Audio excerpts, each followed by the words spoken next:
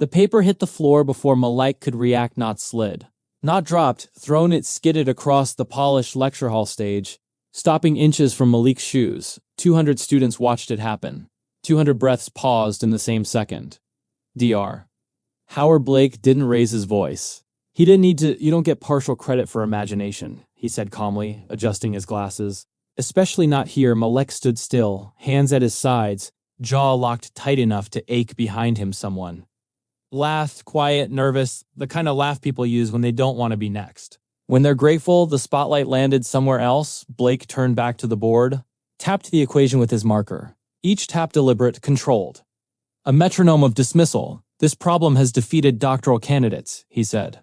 People who already proved they belong in this room. He looked over his shoulder, straight at Malik, and the weight of that stare carried 20 years of tenure, 50 publications, and an unspoken question that had nothing to do with mathematics. So, tell me, what makes you think you understand something they did in the room? Waited 200 people holding their breath, some hoping Malik would sit down, some hoping he wouldn't.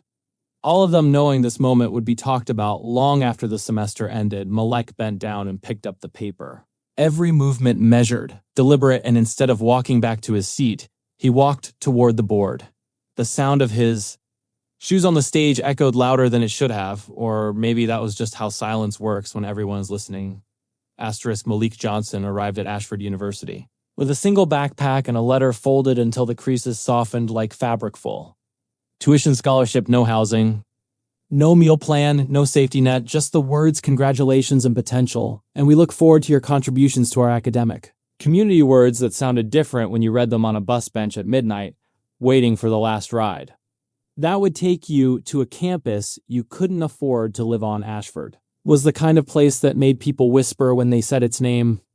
Old stone buildings that looked like they were carved from history itself. Faculty portraits lining the halls with dates going back to when this country was still deciding who counted as human endowments older than entire cities.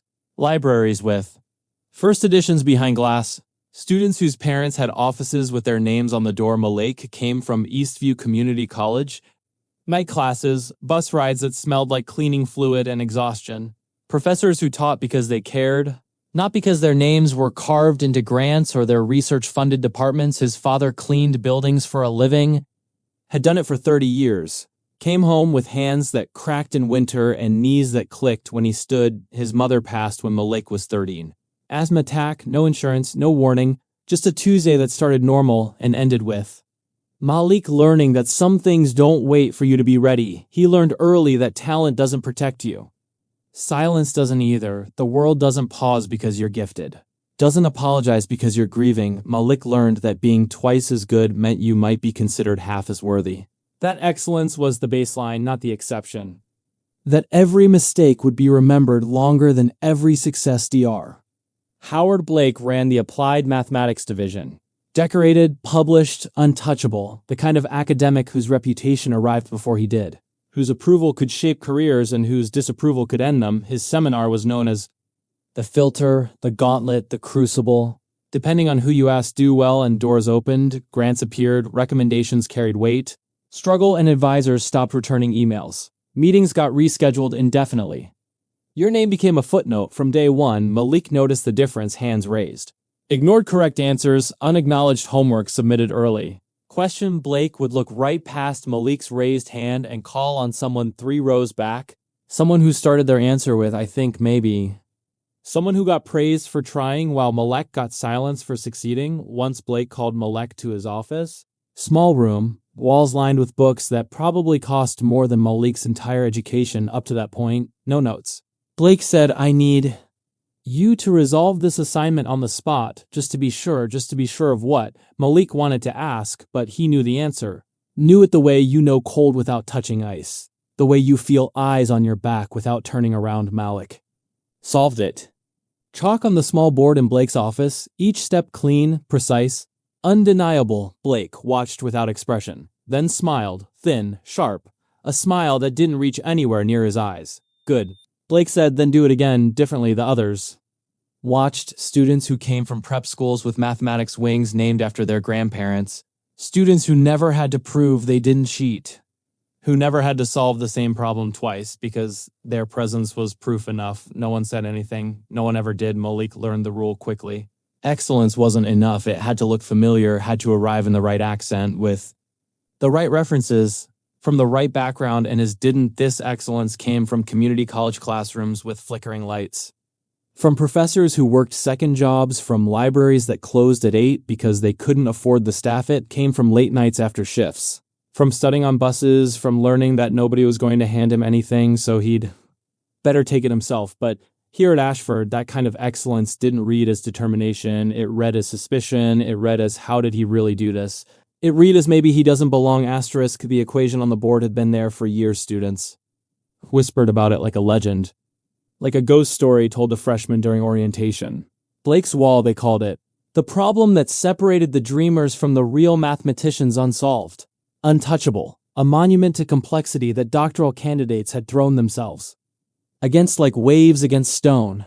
Each one leaving with less confidence than they arrived with. Blake kept it on the board in his office.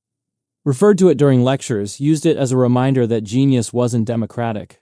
That some problems required not just intelligence, but the right kind of intelligence. The kind that came from pedigree and training and knowing which theorems to cite at faculty dinners. Malek first noticed it during his night job. Campus maintenance, different building, same university, same stone walls that looked romantic during the day and hollow at night. He needed the work, needed the money for food. For a room he split with 2 other students in an apartment 40 minutes away. For the textbooks that cost more than a week of groceries. The scholarship covered tuition, nothing else.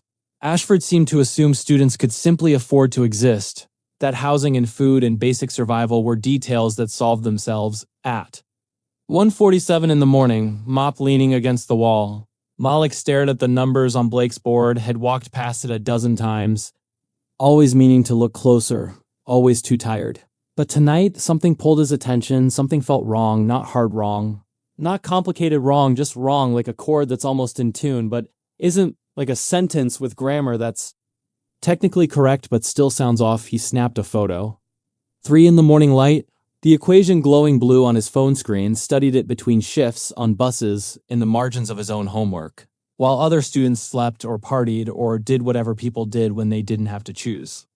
Between studying and eating, by the 3rd day he knew why no one had solved it, because it couldn't be solved. The constraint Blake added broke the logic, created a contradiction no amount of intelligence could overcome. Like asking someone to draw a square circle. The problem wasn't difficulty, it was impossibility. Blake had made an error, small, subtle, the kind of error that happens when you're so confident in your expertise that you stop checking your work. When you assume that if something looks complex enough, it must be correct. Malek wrote it up carefully. Respectfully, triple-checked every line, every reference, every logical step. He formatted it according to department standards, cited appropriately. Made sure his handwriting was clear, made sure there was no possible reason to dismiss it except the mathematics itself, and handed it in. That was the paper now on the floor, asterisk. You think you found an error, Blake said, not a question, a statement, an accusation. In my formulation, the way he said formulation, like the word itself, was armor. Like 20 years of lectures and publications could shield him from being wrong. Malek didn't raise his voice. Didn't need to. The mathematics would speak louder than anger ever could I found a contradiction. He saw the pause, the kind that stretches in your chest, then laughter, not loud, not cruel. Worse than both dismissive, the laughter of people who already decided what they believed, who weren't listening to understand but to find reasons to reject, who'd rather protect comfort than accept. Truth show us, Blake said, stepping aside with a gesture that looked generous but wasn't. If you're so confident phones came out, cameras angled, this was the kind of moment that would be recorded, shared, narrated. The kind of moment that became legend regardless of how.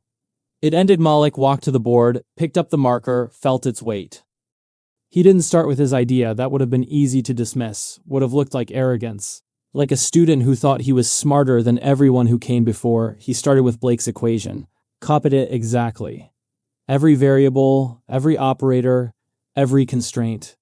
Wrote it out line by line so everyone could follow. Then he circled the flaw not dramatically. Not with flourish, just a simple circle around the constraint. That couldn't coexist with the initial conditions, explained why the conditions erased all possible solutions. Why anyone attempting to solve it was chasing something that didn't exist? Why doctoral candidates had failed not? Because they weren't smart enough, but because the problem was broken, the room changed, you could feel it. The way air feels different before a storm. The way light shifts when clouds cover the sun, Blake interrupted. That's interpretation, it's proof, Malik said.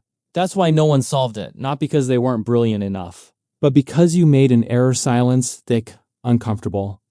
The kind that makes people shift in their seats. From the back a woman stood. Dr. Elena Ruiz, visiting professor from MIT, outside authority. Someone whose opinion couldn't be dismissed as easily as a student's as correct, she said, her voice carrying the weight of someone who'd reviewed thousands of proofs, who knew the difference between interpretation and fact. Blake didn't look at her. Kept his eyes on the board, on Malik, on anything except the possibility that he was wrong. Malik continued, I corrected the constraint, then solved. I wrote out the correction, showed how a small adjustment made the problem solvable. Showed. The solution that had been hiding behind Blake's error. Blake's face hardened. Jaw tight, eyes cold. Solving one problem doesn't make you ready for this department. He said no, Malik replied, but it proves I belong in the room. The distinction mattered. Ready was subjective, was about comfort and familiarity and fitting in. Belong was objective, was about capability and merit and truth. Blake heard the difference. Everyone did. Blake escalated, publicly, deliberately. The way people do when they're losing control and can't admit it. 3 qualifier problems, 48 hours, solve 2. He announced the next class. These are problems reserved for advanced doctoral students. If you're going to make claims about belonging, prove it. The room went quiet. Everyone knew this wasn't about academics anymore. This was about power, about a professor who'd been challenged and needed to reassert dominance. Malik worked nights. Not at his maintenance job anymore. He'd lost that, choosing the exam over his shift. His supervisor had been understanding but firm. We need people we can count on. We can't hold the position. So Malik worked without income, without safety net, slept in fragments on a friend's couch, lived on dollar menu items and whatever food was left at campus events. He solved problems in library study rooms after they officially closed, in empty classrooms, in the mathematics building basement where the heating barely worked but the lights stayed on. Other students brought him coffee. Silently left it by his desk without comment. They couldn't speak up, but they could do this. Small rebellions, quiet solidarity. Sunday night, he submitted 3 problems, not 2, all 3. Because if Blake was going to question his belonging, Malik was going to remove all doubt. Monday morning, Blake projected the results. 47 students attempted the exam. 41 solved none, 5 solved. 1 submission solved 2 problems. Gasps, whispers. Who? Blake clicked to the next slide. The solutions appeared on screen. Malik's work, clean, precise, undeniable, but more than that, elegant. The kind of solutions that didn't just answer questions but revealed new ways of thinking about them. Blake cleared his throat. While technically correct, he said, the methods lack professional rigor. The phrase people use when they can't say the work is wrong but need to reject it anyway. When the mathematics is sound but the mathematician is inconvenient. That was when Dr. Ruiz stood again. They don't, she said, her voice sharp, certain. They're unconventional, not incorrect. And mathematics doesn't care about convention, it cares about truth. Blake snapped, we value standards here, so does mathematics. Ruiz replied, and it values truth more, or are we pretending that tradition matters more than correctness? Blake had no response. What could he say that he preferred? Comfortable errors to uncomfortable truths. That standards meant maintaining hierarchies. That rigor was just another word for gatekeeping. The room knew. You could see it in faces, in the way students looked at each other, in the way the atmosphere shifted from tension to recognition. Someone started recording. Then another, phones out, documenting. The video would spread before lunch, would be on mathematics forums by dinner, would reach department chairs at other universities by week's end. Departments watched, not just mathematics but deans, equity, offices, people who'd been waiting for something concrete, something undeniable. The dean called Blake in. The meeting lasted 2 hours. No one knew exactly what was said, but Blake emerged looking smaller somehow. Diminished. An inquiry opened, formal, procedural, the kind of investigation that happens when institutions can't ignore something anymore, but aren't ready to act decisively. Malik said nothing. Gave no interviews, made no statements, didn't post on social media, didn't feed the narrative. He didn't need to. The work spoke, and in mathematics. Proof is the only language that matters. Blake kept his position. Institutions rarely fall all. At once, they bend slowly, reluctantly. They protect their own until the cost of protection exceeds the cost of accountability. A formal reprimand was filed.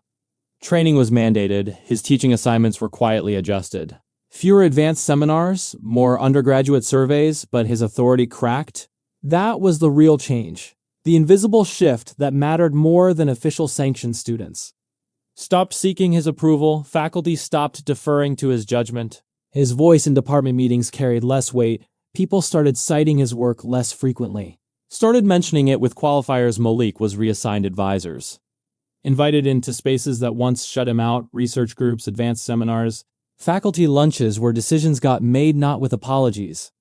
No one apologized. Institutions don't apologize. They adjust, they accommodate, they act like nothing happened while changing everything with silence. With new opportunities appearing like they'd always been there, with people who'd watched him.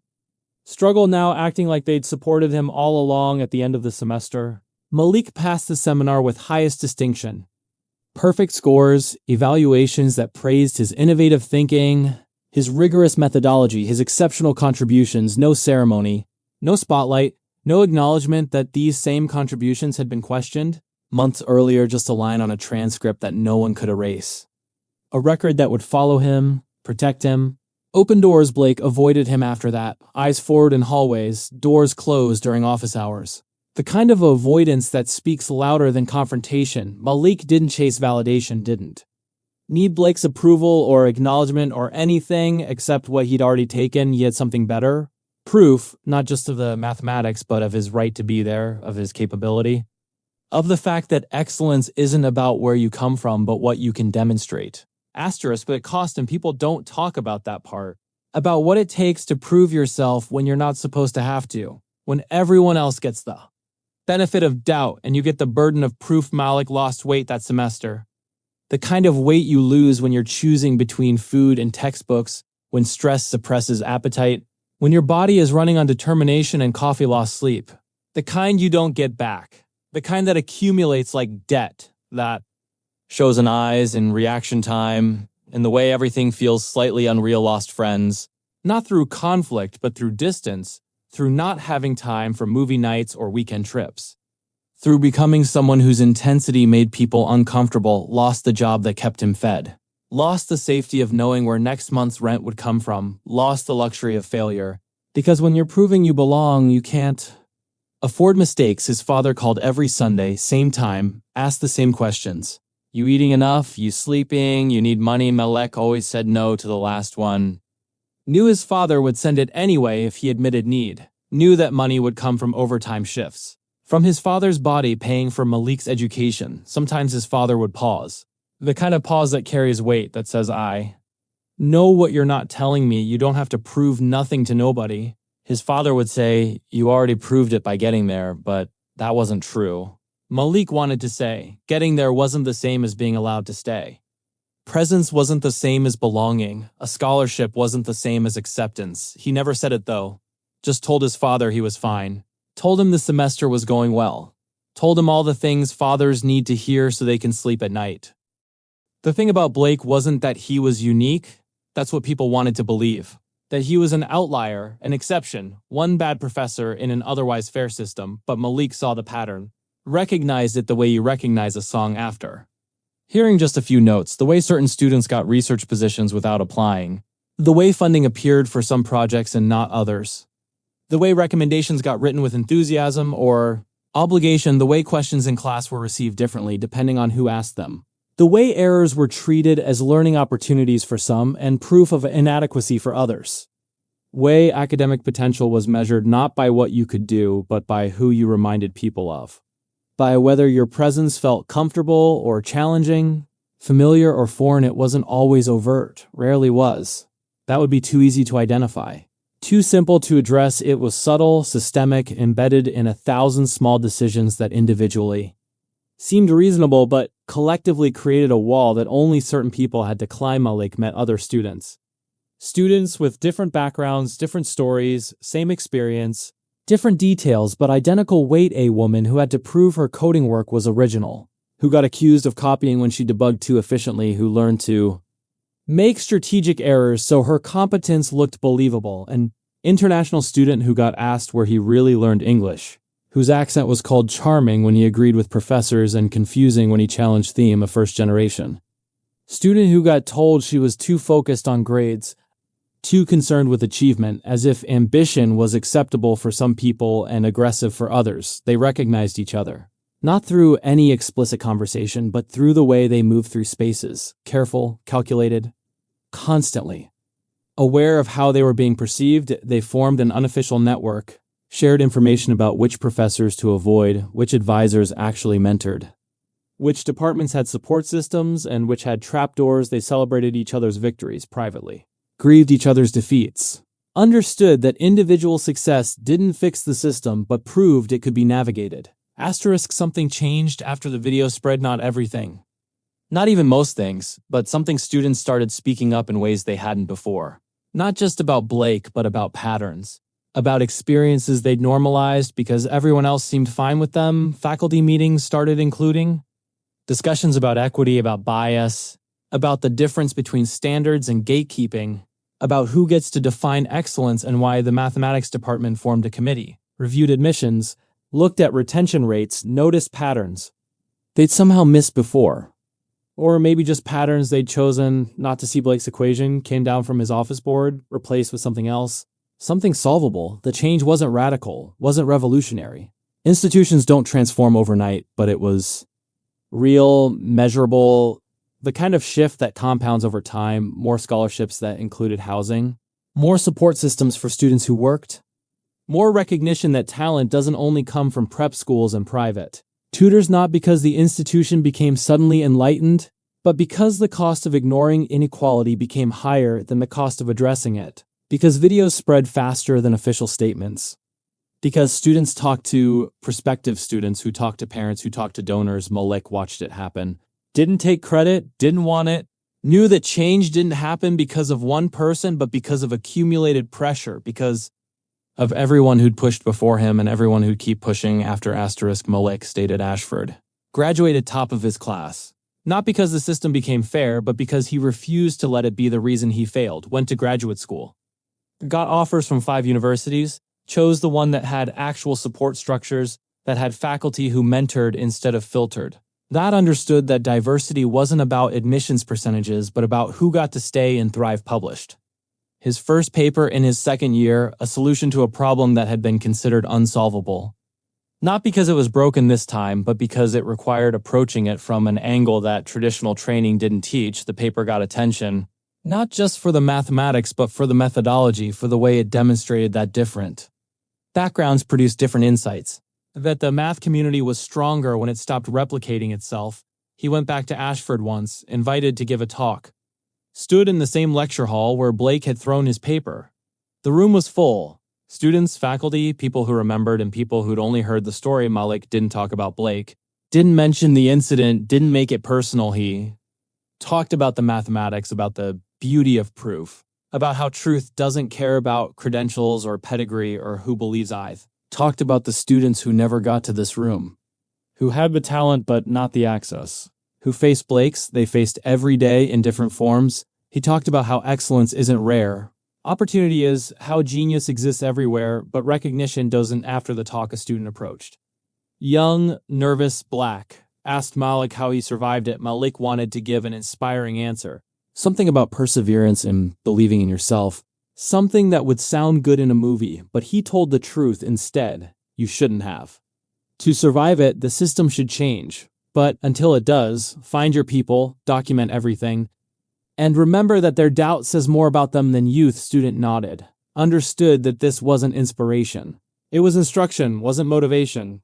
It was survival strategy. Asterisk, racism doesn't always shout. Sometimes it whispers through standards, through tone, through who gets questioned and who gets trusted. It lives in the assumption that excellence from certain people must be explained, must be verified, must be exceptional enough to overcome suspicion. It lives in the difference between being mentored and being monitored, between making mistakes that are learning opportunities and mistakes that confirm bias. It lives in office, hours that feel like interrogations, in recommendations that damn with faint praise, in opportunities that appear for some people without asking and disappear for others despite asking. It lives in the exhaustion of having to be twice as good too. Be considered half as worthy. In the math of inequality that everyone learns but few acknowledge, Blake probably didn't think he was racist, probably would have been offended by the accusation, probably had diversity statements on his syllabi and believed he evaluated all students fairly, but belief doesn't determine impact, intent doesn't erase effect. And the students who leave mathematics because they're tired of proving they're not cheating don't care about whether the barrier was built with malice or indifference. The system doesn't need villains to function. It just needs people who benefit from it to remain comfortable. People who mistake familiarity for merit. People who confuse tradition with truth. It needs people who think standards are neutral, who believe that if they don't see bias, it doesn't exist, who assume that unequal outcomes must reflect unequal capability. It needs silence from people who notice but don't speak, who feel uncomfortable but don't act, who recognize injustice but decide it's not their place to address it. Malik didn't win because the system became fair. Systems don't become fair. They become pressured, they become exposed, they become expensive to maintain in their current form. He won because he refused to disappear inside it, refused to accept that his presence needed more justification than anyone else's, refused to let doubt become internalized excellence. Didn't protect him. Nothing protects you when the game is rigged.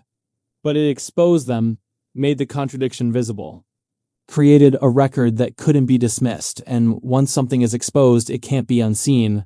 It can be ignored, can be minimized, can be explained away, but the knowledge remains, spreads, accumulates. Other students saw what happened to Malik, saw that speaking up was possible, dangerous but possible, saw that documentation mattered, that witnesses mattered.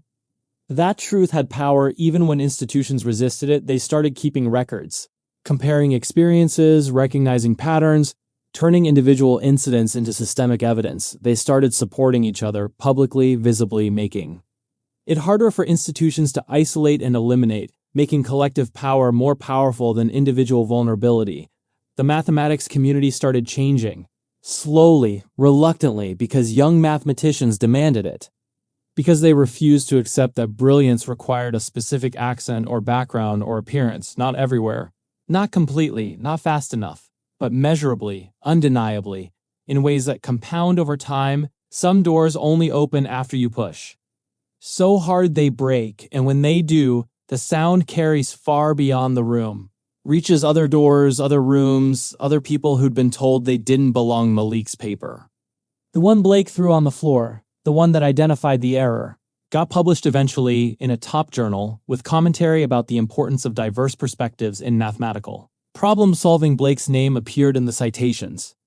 His error now part of the record, part of the teaching, part of the story about how mathematics advances when we question assumptions. The equation got a new name, not Blake's wall anymore. Students started calling it Malik's correction, turned the story into legend, into motivation, into proof that the system could be challenged. Years later, Malik would get emails from students he'd never met, students who heard the story, who needed to know it was possible, who were facing their own Blakes and needed evidence that resistance mattered. He answered every one. Not with inspiration, but with specifics, with strategies, with the truth that surviving shouldn't be necessary, but here's how to do it anyway, because that's the reality. The system should change, the burden should shift. Students shouldn't have to be exceptional to be treated as equal, but until that happens, until the change catches up to the principle, people need tools, need community, need proof that the fight is worth it. This story doesn't end with everything fixed. Blake retired eventually, left with honors, with a pension, with a legacy that included the incident but wasn't defined by it. Institutions protect their own even in departure. Ashford changed its policies, added oversight, created reporting systems, did all the things institutions do when they need to show they're taking action. Some of it mattered, some of it was performance. All of it was inadequate compared to the need, but inadequate progress is still progress, still creates space for more. Malik became a professor himself, not at Ashford. Somewhere that wanted him not despite his history, but because of it. Somewhere that understood that the best teachers often learned from systems that failed them. He taught differently, mentored differently, understood that students come to mathematics through different paths and that's strength, not weakness. He looked for the students who didn't raise their hands, who sat in back, who had talent but not confidence, who needed someone to see them before they could see themselves. He told them about Blake, not as a villain story but as a system story. Not about one bad professor, but about structures that persist. Patterns that repeat, barriers that remain. He told them excellence isn't enough. Preparation isn't enough. Talent isn't enough. And that's not fair, not right, not acceptable. But it's true. And then he told them that truth isn't the end of the story, it's the beginning, because you can't change what you don't acknowledge. Can't fight what you don't name. Can't overcome what you pretend doesn't exist. The work continues. In different rooms, different universities, different fields, same fundamental fight. The fight to belong without permission, to exist without justification, to be excellent without it being considered suspicious. The fight to change systems that measure worth by proximity to power, that confuse tradition with merit, that mistake exclusivity for excellence. The fight that shouldn't be necessary but is, that shouldn't be individual but collective. That shouldn't be exceptional, but normalized. Malik's story isn't unique. That's the point. It's not exceptional. It's representative. Happens daily in different forms, different details, same fundamental pattern. The names change, the universities change, the fields change, but the story remains, the burden remains, the necessity of proving what should be assumed remains until it doesn't. Until the system shifts enough that talent is recognized regardless of package. Until belonging doesn't require extraordinary proof, until the default assumption is capability, not suspicion. Until then, stories like Malik's matter not as inspiration but as evidence, not as exceptional but as exposing, not as ending but as continuing. Some doors only open if you push so hard they break, and when they do, the sound carries far beyond the room, reaches people who need to hear it, who need to know that breaking doors is possible. The sound carries forward, compounds, accumulates, becomes the pressure that creates the next opening. The next change, the next shift toward a system that doesn't require breaking to access. That's the work. That's the legacy. That's the hope, not that one person's victory fixes everything, but that one person's visibility creates possibility, and possibility creates action, and action creates change. Slow, insufficient, but real. Malik carried that understanding with him, taught it to his students, lived it in his choices, proved it in his persistence. The paper on the floor became a symbol, not of disrespect, but of the moment disrespect became visible, became undeniable, became something that couldn't be ignored. Invisibility, painful as it is, necessary as it shouldn't be, remains the first step toward accountability, toward change, toward a mathematics community that lives up to its claim that proof matters more than prejudice. The story continues in lecture halls and laboratories, in equations and proofs, in students who refuse to disappear, and systems that slowly, reluctantly, impossibly slowly but measurably begin to bend.